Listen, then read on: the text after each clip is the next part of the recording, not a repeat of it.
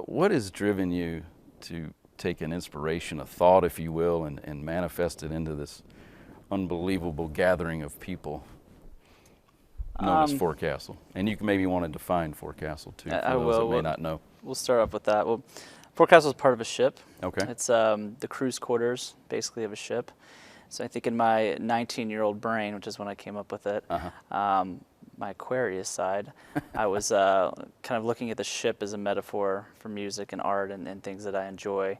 Then the forecastle, as they call it, was the place where people came together after working all day above deck to socialize and relax and hang out.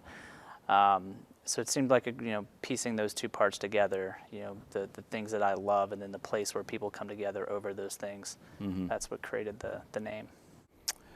Now, what has driven you to take it from a humble, if you will, beginning to where it is today, Forecastle? Perfection. Really? I like that. Yep. I'm a total perfectionist, and I think you're always striving for that.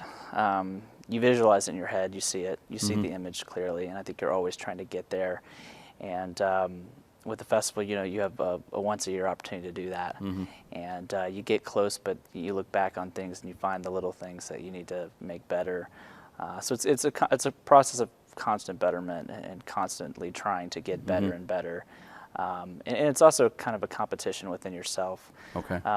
When you're in high school, you study the 4 Oedipus conflicts, man versus God, man versus nature, man versus man versus himself. And mine's absolutely man versus himself. I'm always, I'm driven by trying to outdo myself every day at what I do.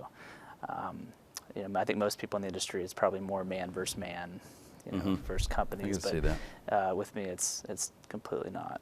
What intrigued me in wanting to have you as a guest on this show is, artists are creative by nature.